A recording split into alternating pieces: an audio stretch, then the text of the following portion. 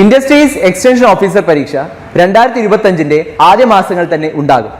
ഇതുവരെ preparation തുടങ്ങാത്തവർക്കും preparation തുടങ്ങിയിട്ടും ആദ്യ റാങ്കിൽ എത്തുമോ എന്ന ആശങ്കയുള്ളവർക്കുമായി ടെക് PSC ഏറ്റവും പുതിയ തീവ്ര പരിശീലന ഓൺലൈൻ ക്ലാസ്സുകളിലേക്കുള്ള അഡ്മിഷൻ ആരംഭിച്ചിരിക്കുകയാണ്. മുൻ വർഷങ്ങളിലെ ടോപ്പ് റാങ്കേഴ്സിനെ സൃഷ്ടിച്ചിട്ടുള്ള കേരളത്തിലെ ഏറ്റവും മികച്ച മെന്ററിന്റെയും അധ്യാപകരുടെയും നേതൃത്വത്തിൽ തീവ്ര പരിശീലന ഓൺലൈൻ ക്ലാസ്സുകൾ ടെക് PSCയുടെ മാത്രം പ്രത്യേകതയാണ്.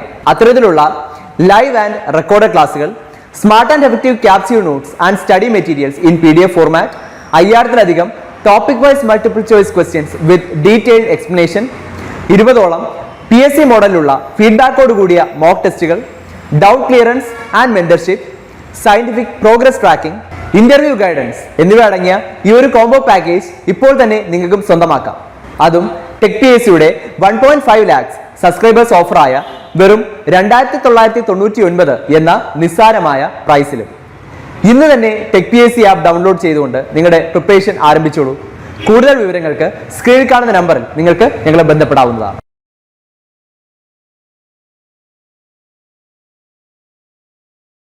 നമ്മൾ മെയിനായിട്ട് ഫോക്കസ് ചെയ്യുന്ന ടോപ്പിക്സ് ഞാനിവിടെ ഈ സ്ലൈഡിൽ കാണിച്ചിട്ടുള്ള പോലെ തന്നെ സിസ്റ്റം ഓഫ് ലീനിയർ ഇക്വേഷൻസും ഐഗൻ വാല്യൂസും ഐഗൻ വെക്ടേഴ്സും ആണ്. അപ്പൊ ഇത്രയും ടോപ്പിക്സ് ആകുമ്പോഴത്തേക്കും നമ്മുടെ ആ ഒരു മൊഡ്യൂളിലുള്ള ഇമ്പോർട്ടന്റ് ആയിട്ടുള്ള എല്ലാ ടോപ്പിക്സും കവർ ചെയ്തിട്ടുണ്ട്. Okay, question: the number of independent eigenvectors for a matrix with indistinct eigenvalues is. അപ്പൊ ഇവിടെ നിങ്ങൾ ഈഗൻ വെക്ടേഴ്സിന്റെ പ്രോപ്പർട്ടി അറിയേണ്ടതാണ്. ഇവിടെ ചോദിച്ചിട്ടുള്ളതെന്ന് വെച്ച് കഴിഞ്ഞാൽ ഒരു മെട്രിക്സിന് n ഡിസ്റ്റിങ്ക്റ്റ് ആയിട്ടുള്ള, അതായത് വ്യത്യസ്തമായിട്ടുള്ള n ഡിസ്റ്റിങ്ക്റ്റ് ഐഗൻ വാല്യൂസ് ഉണ്ടെങ്കിൽ എത്ര, അതുപോലെ ഇൻഡിപെൻഡന്റ് ആയിട്ടുള്ള ഐഗൻ വെക്ടേഴ്സ് എത്ര എണ്ണം ഉണ്ടാവും. നമ്മൾ എപ്പോഴും ഇപ്പൊ ഒരു മെട്രിക്സിന് ഞാൻ പറയണേ ലാംഡ എന്ന് പറയുന്നത്, ഇപ്പൊ നമ്മൾ ഐഗൻ വാല്യൂവിന് ലാംഡ വെച്ചല്ലേ ഡിനോട്ട് ചെയ്യുന്നത്. 1, 2, 3 ഇങ്ങനെ 3 വാല്യൂസ് വന്നു. അപ്പൊ ഇതിന്റെ ഡിപ്പെൻഡന്റ് ആയിട്ട് എനിക്ക് എത്ര വേണോ സൊല്യൂഷൻ ചെയ്താൽ അല്ലേ, ഇതിനെ ഞാനൊരു വെക്ടർ ആയിട്ട് മാറ്റിയിട്ട്, ഇപ്പൊ ഫോർ എക്സാമ്പിളിന് ഈ ഒരു ഐഗൻ വാല്യൂവിനെ വെച്ചിട്ട് നമുക്ക് അതിന് കറസ്പോണ്ടിങ് ഒരു ഐഗൻ വെക്ടർ എഴുതാൻ പറ്റില്ലേ. AX = λx എന്ന് പറയുന്ന കണ്ടീഷൻ സാറ്റിസ്ഫൈ ചെയ്യുന്ന രീതിയിൽ നമുക്ക് വെക്ടേഴ്സിനെ എഴുതാം.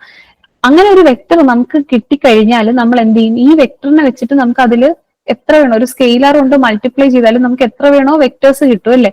അങ്ങനെ നമുക്ക് ഒരു ഐഗൻ വാല്യൂസിന് ഡിപ്പെൻഡന്റ് ആയിട്ട് ഇൻഫിനിറ്റ് ആയിട്ട് നമുക്ക് വെക്ടേഴ്സ് ഉണ്ടാക്കാം. പക്ഷെ ഒറ്റ ഇൻഡിപെൻഡന്റ് വെക്ടർ ഉണ്ടാവുള്ളൂ.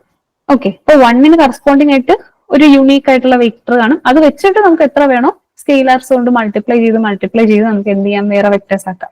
അതുപോലെ തന്നെ 2ന് കറസ്പോണ്ടിങ് ആയിട്ട് ഒരെണ്ണം കാണും, 3ന് കറസ്പോണ്ടിങ് ആയിട്ട് ഒരെണ്ണം. അപ്പൊ ഒരു ഐഗൻ വാല്യൂവിന് ഒരു ഐഗൻ വെക്ടറിന് കറസ്പോണ്ടിങ് ആയിട്ടുള്ള ഇൻഡിപെൻഡന്റ് ആയിട്ട് വരുന്നത്. So n distinct eigen values ഉണ്ടെങ്കിൽ n ഇൻഡിപെൻഡന്റ് ഐഗൻ വെക്ടേഴ്സ് ആണ് ഉണ്ടാവുക. So the right answer is option A, n എന്ന് പറയുന്നത്. ഓക്കെ, ഇവിടെ ഓർക്കേണ്ടത് 1 eigen value has 1 independent eigen vector.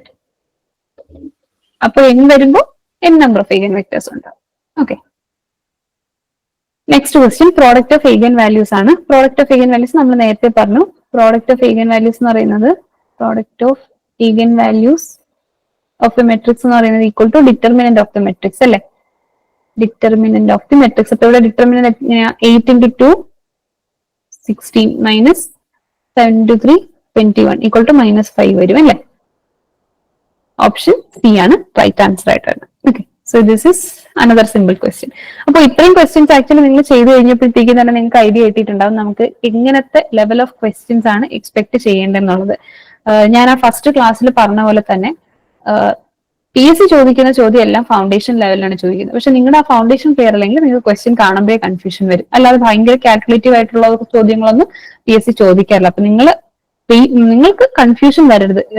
ഒരു ക്വസ്റ്റ്യനും എല്ലാത്തിന്റെയും ബേസിക്സ് നല്ല രീതിയിൽ കവർ ചെയ്ത് പോകുക എന്നുള്ളത് ഇമ്പോർട്ടന്റ് ആണ്. ഓക്കെ, സോ ഇനി നമുക്ക് വേറെ ക്വസ്റ്റ്യൻസ് ഒക്കെ നോക്കാം. സോ ദിസ് ക്വസ്റ്റ്യൻ ഇവിടെ ചോദിക്കുന്നത് Cayley Hamilton theorem is which of the statements. ഈ പറഞ്ഞിട്ടുള്ള സ്റ്റേറ്റ്മെന്റ്സിൽ ഏതാണ് കെയ്ലി ഹാമിൽട്ടൺ തിയറം? ആർക്കെങ്കിലും അറിയാവോ? Option B. Okay, option B. പറയാം കേട്ടോ, നിങ്ങൾ കുറച്ചുപേര് മാത്രം എപ്പോഴും പറയണമെന്നില്ല, നിങ്ങൾ ബാക്കിയുള്ളവരൊക്കെ പറയാം കേട്ടോ. തെറ്റിയാലും പ്രശ്നമൊന്നുമില്ല, കാരണം തെറ്റിയാലും നിങ്ങൾ പഠിക്കുമല്ലോ. തെറ്റ് വരുമ്പോഴത്തേക്കും നിങ്ങൾ ആ ഓക്കെ ആ മിസ്റ്റേക്ക് തിരിച്ചറിഞ്ഞെടുത്ത് കറക്റ്റ് ചെയ്ത് പഠിക്കുമല്ലോ. സോ എല്ലാവരും പറയാൻ ശ്രമിക്കുക കേട്ടോ. സോ ഓപ്ഷൻ ബി ആണ് റൈറ്റ് ആൻസർ. അതെ, കേലി ഹാമിൽട്ടൺ തിയറം എന്താണ് പറയുന്നത്? ഇതേ സ്റ്റേറ്റ്മെന്റ് ആണ്. ആ തിയറത്തിന്റെ ഡെഫിനിഷൻ ചോദിച്ചാൽ തന്നെ ഈ സെയിം സ്റ്റേറ്റ്മെന്റ് ആണ് പറയുന്നത് അല്ലേ? Every square matrix satisfies it's on characteristic equation. എന്താണ് നമ്മളിപ്പോ എ എന്ന് പറഞ്ഞിട്ടൊരു മെട്രിക്സ് ഉണ്ടെങ്കിൽ, മെട്രിക്സ് എ ഉണ്ടെങ്കിൽ നമ്മൾ അതിന്റെ ക്യാരക്ടറിസ്റ്റിക് ഇക്വേഷൻ എങ്ങനെയാ എഴുതുന്നത്? ക്യാരക്ടറിസ്റ്റിക് ഇക്വേഷൻ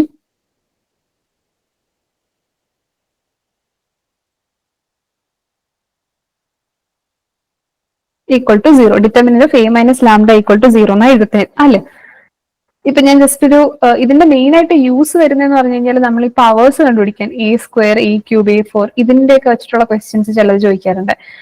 നമ്മൾ ആ റെക്കോർഡഡ് ക്ലാസ്സിൽ അതിനെ പറ്റിയിട്ടുള്ള വരാൻ ചാൻസ് ഉള്ള 1-2 മോഡൽ ക്വസ്റ്റ്യൻസ് ഉള്ളൂ. അത് നമ്മൾ അവിടെ ഡിസ്കസ് ചെയ്തിട്ടുണ്ട്. അത് നിങ്ങൾക്ക് റെഫർ ചെയ്താൽ ഇതിൽ ചോദിക്കുന്ന ആ ഒരു ടൈപ്പ് എക്സാം ക്വസ്റ്റ്യനേ ഉള്ളൂ.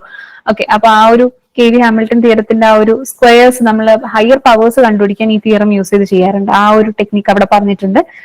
പിന്നെ അതുപോലെ തന്നെ ഈ ഇൻവേഴ്സും ചില സമയങ്ങളിൽ കണ്ടുപിടിക്കാനായിട്ട് ഇത് യൂസ് ചെയ്യാറുണ്ട്. ഇങ്ങനെ പല യൂസസ് ഉണ്ട്, ജസ്റ്റ് പറഞ്ഞേ ഉള്ളൂ.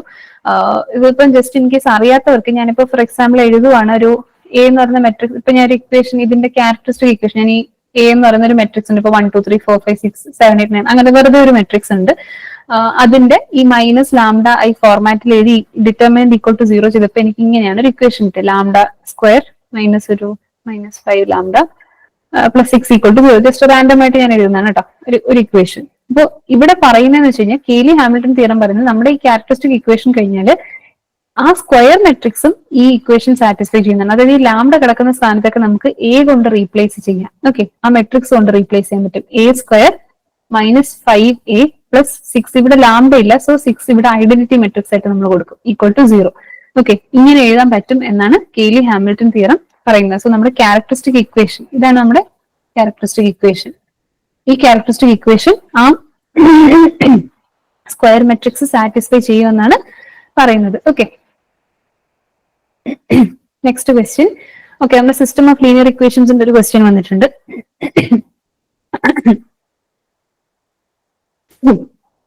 ഓക്കെ, സോ ഇവിടെ തന്നിട്ടുള്ള എന്താണ്? The following equations have solutions. ഇപ്പൊ ഇവിടെ 4 ഇക്വേഷൻസ് ആണ് നമുക്ക് തന്നിട്ടുള്ളത്. ഇതിന്റെ സൊല്യൂഷൻ ചോദിച്ചിട്ടുണ്ട്. സൊല്യൂഷൻ ഇവിടെ 2 എണ്ണത്തിൽ യുണീക് സൊല്യൂഷൻ തന്നിട്ടുണ്ട്, പിന്നെ ഇൻഫിനിറ്റ് സൊല്യൂഷൻ എന്നും ഇറ്റ് ഈസ് കൺസിസ്റ്റന്റ് എന്നും പറഞ്ഞിട്ടുണ്ട്. ഓക്കെ, അപ്പോ എന്തായാലും നമുക്ക് എന്ത് നോക്കണം? ഇതൊരു നോൺ ഹോമോജീനിയസ് ആയിട്ടുള്ള സിസ്റ്റം ആണ്. നോൺ ഹോമോജീനിയസ് സിസ്റ്റം ആകുമ്പോൾ കേട്ടോ. അപ്പൊ അത് വരുമ്പോഴത്തേക്ക് നമുക്ക് വരുന്നതെന്ന് വെച്ച് കഴിഞ്ഞാല് ഫസ്റ്റ് ചെക്ക് ചെയ്യേണ്ടത് റാങ്ക് ആണ്. റാങ്ക് ഓഫ് എയും rank of A B. A B എന്താണ്? ഓഗ്മെന്റഡ് മെട്രിക്സ് ആണ്. ഇവര് രണ്ടുപേരും ഈക്വൽ ആണോ എന്ന് ചെക്ക് ചെയ്യണം. എന്നാൽ മാത്രമേ എന്തുള്ളൂ, സൊല്യൂഷൻ ഉണ്ടോ ഇല്ലയോ എന്നുള്ളത് നമുക്ക് അറിയാൻ പറ്റുള്ളൂ. പക്ഷെ ഇവിടെ ഓപ്ഷൻസ് ചെക്ക് ചെയ്ത് കഴിഞ്ഞാൽ എന്താ അറിയാം, നമുക്ക് ഇവിടെ 2 സൊല്യൂഷൻ തന്നിട്ടുണ്ട്, ഇല്ലെങ്കിൽ ഇൻഫൈനൈറ്റ് സൊല്യൂഷൻ തന്നിട്ടുണ്ട്, ഇറ്റ് ഈസ് കൺസിസ്റ്റന്റ്, അതായത് സൊല്യൂഷൻ ഉണ്ടെന്ന രീതിക്കും പറഞ്ഞിട്ടുണ്ട്. അപ്പൊ ഇൻകൺസിസ്റ്റന്റ് ആണെന്ന് ഇവിടെ ഒരിടവും പറയുന്നില്ല. അപ്പൊ എന്തായാലും എയുടെയും എ ബിയുടെയും എന്താണ് റാങ്കുകൾ തമ്മിൽ ഈക്വൽ ആയിരിക്കും എന്നുള്ളത് നമുക്ക് ഈ ഓപ്ഷൻസ് കാണുമ്പോൾ തന്നെ പറയാൻ പറ്റും. പക്ഷെ ഇനി നമുക്ക് ചെക്ക് ചെയ്യേണ്ടത് ഇത് equal to number of unknowns ആണോ അതോ less than number of unknowns ആണോ എന്നുള്ളതാണ് ചെക്ക് ചെയ്യുന്നത്. അപ്പൊ എന്തായാലും നമ്മൾ എന്ത് ചെയ്യണം?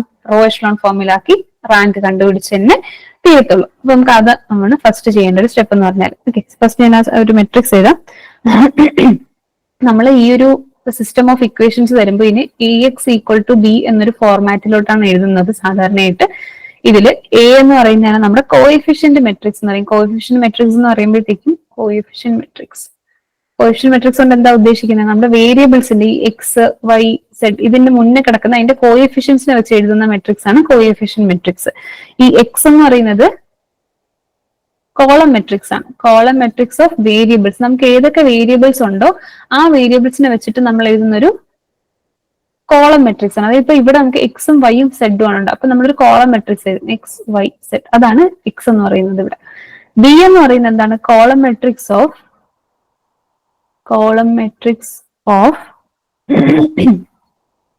കോൺസ്റ്റന്റ്സ്. ആർച്ച് സൈഡിൽ വരുന്ന കോൺസ്റ്റന്റ്സിനെ വെച്ച് എഴുതുന്ന ഒരു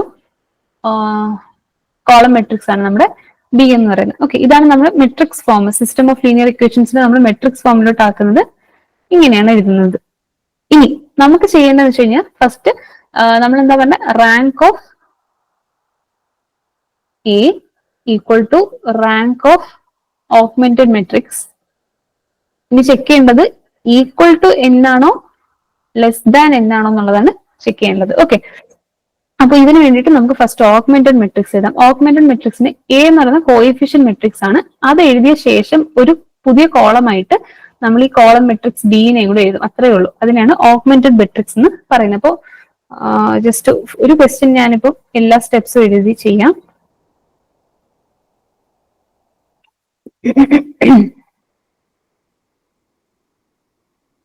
A X equal to B ഞാൻ ഇവിടെ എഴുതിയിട്ടുണ്ട്. ആ ഫോർമാറ്റിൽ ജസ്റ്റ് ഞാൻ എഴുതാം. 1 2 -1 കോഎഫിഷ്യൻസ് എഴുതുവാണേ. 2 -2 3 3 -1 2 1 -1 +1.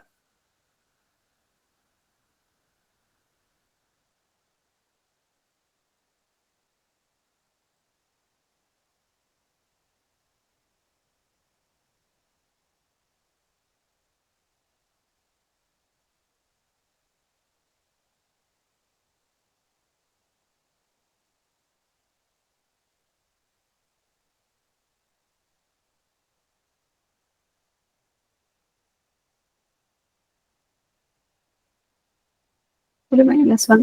അപ്പൊ ഇങ്ങനെ എഴുതാം. അപ്പൊ ഇവിടെ ഇത് രണ്ടും നമ്മൾ ചേർത്ത് എഴുതുന്നതിനെയാണ് എന്തെന്ന് പറയുന്നത്, ഈ ഓഗ്മെന്റഡ് മെട്രിക്സ് എന്ന് പറയുന്നത്. ഓക്കെ, ആ ഓഗ്മെന്റഡ് മെട്രിക്സ് എഴുതിയിട്ടാണ് നമ്മൾ പിന്നെ എന്ത് ചെയ്യുന്നത്, റോ എഷലോൺ ഫോമിലോട്ട് കൺവേർട്ട് ചെയ്യുന്നത്. സോ 1 2 ഓക്കെ, ഇവിടെ സ്ലൈഡിൽ സ്പേസ് തികയാൻ തോന്നുന്നില്ല. അപ്പൊ ഞാൻ ജസ്റ്റ് ഒന്ന് എറേസ് ചെയ്യണം കേട്ടോ ഈ സ്റ്റെപ്പ്.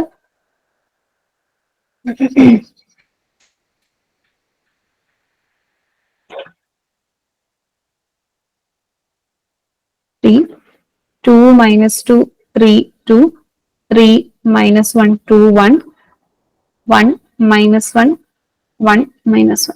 ഓക്കെ, ഇതാണ് നമ്മുടെ ഓഗ്മെന്റഡ് മെട്രിക്സ് എന്ന് പറയുന്നത്. ഇതിന് റോ എഷലോൺ ഫോമിലോട്ട് മാറ്റേണ്ട ഫസ്റ്റ് എലമെന്റ് 1 തന്നെയാണ്. ബാക്കി എലമെന്റ്സിന് അതിന്റെ താഴെയുള്ള എലമെന്റ്സിന് 0 ആക്കണം. അപ്പൊ അതിന് വേണ്ടിയിട്ട് ഞാൻ യൂസ് ചെയ്യുന്ന ട്രാൻസ്ഫോർമേഷൻസ് എന്ന് പറയുന്നത് സെക്കൻഡ് റോയിനെ പ്രൈസ് ഓഫ് ഫസ്റ്റ് റോ കൊണ്ട് സബ്ട്രാക്ട് ചെയ്യാം. പിന്നെ അതുപോലെ R3നെ R3 -3 ടൈംസ് R1 ചെയ്യാം. R4 1 -1 അല്ലേ, അപ്പൊ R4 -R1 ചെയ്താൽ മതി. അപ്പൊ ഇത്രയും ചെയ്യുമ്പോൾ നമുക്ക് കിട്ടുന്ന മെട്രിക്സ് എന്ന് പറയുന്നത് എങ്ങനെ വരും? 1 2 -1 3 0 -6 5 and -4 0 -7 5 -8 0 -3 2 -4. അപ്പൊ ഇങ്ങനെ കിട്ടും അല്ലെ. ഈ ട്രാൻസ്ഫോർമേഷൻസ് ചെയ്യുമ്പോൾ നമുക്ക് ഇങ്ങനെ കിട്ടും. അപ്പോൾ ഫസ്റ്റ് എലമെന്റിന്റെ താഴെയുള്ള എല്ലാം 0 ആക്കി. ഇനി അടുത്ത് ഈ ലീഡിങ് എൻട്രിയുടെ താഴെ വരുന്ന എല്ലാം നമുക്ക് 0 ആക്കണം അല്ലെ. അപ്പൊ അതിന് വേണ്ടിയിട്ട് ഞാൻ എന്താ ചെയ്യുന്നത്, ഇതിന് R3ന് R3 മൈനസ് ഈ R2 കൊണ്ട് ഞാൻ സബ്ട്രാക്ട് ചെയ്യണം. പക്ഷെ R2 കൊണ്ട് സബ്ട്രാക്ട് ചെയ്ത് കഴിഞ്ഞാൽ നമുക്ക് പറ്റില്ല. R2ന് ആദ്യം ഒരു 7/6 കൊണ്ട് മൾട്ടിപ്ലൈ ചെയ്യണം. അപ്പൊ നമ്മുടെ ഈ 6 ക്യാൻസൽ ആയി പോയിട്ട് നമുക്ക് വേണ്ടുന്ന ഈ 7 എന്ന നമ്പർ അവിടെ വരും അല്ലെ. അപ്പൊ 7 വന്നു കഴിഞ്ഞു കഴിഞ്ഞാൽ നമുക്ക് സബ്ട്രാക്ട് ചെയ്ത് പോയിക്കോളും. അതുപോലെ തന്നെ R4നെയും ചേഞ്ച് ചെയ്യണം. R4 മൈനസ്, അപ്പൊ -3 ആണ് ഇവിടെ ഉള്ളത്. -3യിൽ നിന്ന് ഇവിടെ -6 ആണ്. അപ്പൊ ഇവിടെ 6/2 ചെയ്ത് കഴിഞ്ഞാൽ നമുക്ക് 3 കിട്ടും അല്ലെ. അപ്പോ divided by 2, R2 divided by 2 ചെയ്ത ശേഷം നമ്മൾ സബ്ട്രാക്ട് ചെയ്താൽ മതി. അപ്പൊ R4 minus R2 divided by 2. Okay, അപ്പൊ ഇത് ചെയ്ത് കഴിയുമ്പോൾ ഫസ്റ്റ് രണ്ട് റൂം സെയിം ആണ്. 1 2 -1 3 0 -6 5 -4 0 -7 5 -8 0 -3 2 -4. സോറി, ഞാൻ റിപ്പീറ്റ് ആയില്ലേ, ശ്രദ്ധിച്ചില്ല.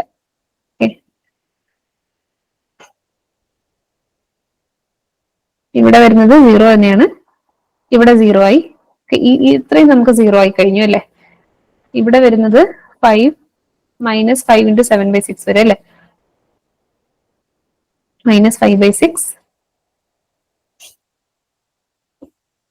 -10/3. നിങ്ങളിവിടെ ചെയ്ത് നോക്കിക്കോ കേട്ടോ എവിടെയെങ്കിലും മിസ്റ്റേക്ക് വരുന്നോ എന്നുള്ളത്. -2 വരും. ഓക്കെ, അപ്പൊ ഇത്രയും നമുക്കായി. ഇനി നമുക്ക് തേർഡ് റോയില് ഫസ്റ്റ് ലീഡിംഗ് എൻട്രി വരുന്നത് -5/6 ആണ്. അതിന്റെ താഴത്തെ എലമെന്റും കൂടെ ഒന്ന് 0 ആക്കണം അല്ലെ. അപ്പൊ അതിന് വേണ്ടിയിട്ട് നമുക്ക് എന്ത് ചെയ്യണം? അതിന് മുന്നേ ഞാൻ ജസ്റ്റ് ഇത് കുറെ ഫ്രാക്ഷൻസിനെ ഒന്ന് കളയാൻ വേണ്ടിയിട്ട് ത്രൂ ഔട്ട് R2-നെ ഞാനൊന്ന് 6 കൊണ്ട് മൾട്ടിപ്ലൈ ആണ്. താഴെ R2 അല്ല R3-നെ, R4-നെ ഒരു 2 കൊണ്ട് മൾട്ടിപ്ലൈ അല്ലെ, -2 കൊണ്ട് മൾട്ടിപ്ലൈ, മേളിലും -6 കൊണ്ട് മൾട്ടിപ്ലൈ. സോ നമുക്ക് കുറച്ചുകൂടെ സിമ്പിൾ ആക്കി കിട്ടും. സോ R4-നെ ഞാൻ R4 × -2 ചെയ്യാം. R3-നെ R3 × -6 ചെയ്യാം. അപ്പൊ എനിക്ക് ഈ ഫ്രാക്ഷൻസ് കാണാതിരിക്കുമ്പോൾ കുറച്ച് ഈസിയാണ്. 1 2 -1 3 0 -6 5 -4 0 0 5 ഇവിടെ വരുന്നത് -20 വരും, മൈനസ് അല്ല 20. പിന്നെ വരുന്നത്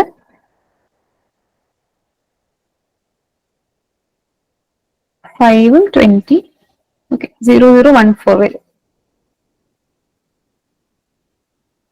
ഇനി നമുക്ക് ഈ എലമെന്റിന്, അതായത് തേർഡ് റോയിലെ ഫസ്റ്റ് ലീഡിംഗ് എൻട്രിയുടെ താഴെ വരുന്ന എലമെന്റിന് 0 ആക്കണം. അതായത് ഈ 1-നെ എനിക്ക് 0 ആക്കണം. 1-നെ 0 ആക്കാൻ എന്ത് ചെയ്യണം?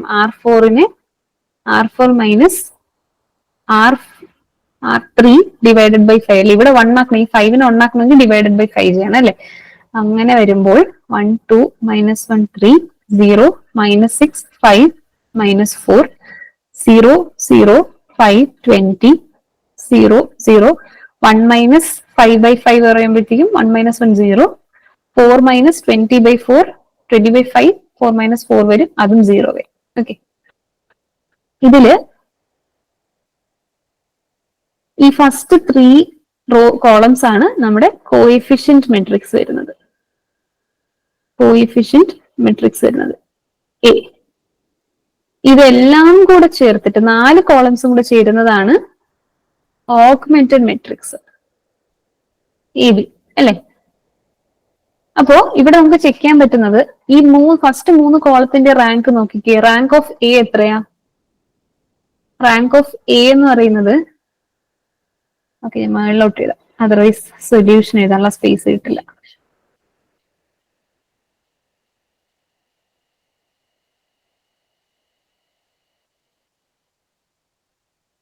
റാങ്ക് ഓഫ് എ എന്ന് പറയുന്നത് നമുക്ക് ഫസ്റ്റ് 3 കോളം നോക്കി കഴിഞ്ഞാൽ കാണാൻ പറ്റും. എത്ര?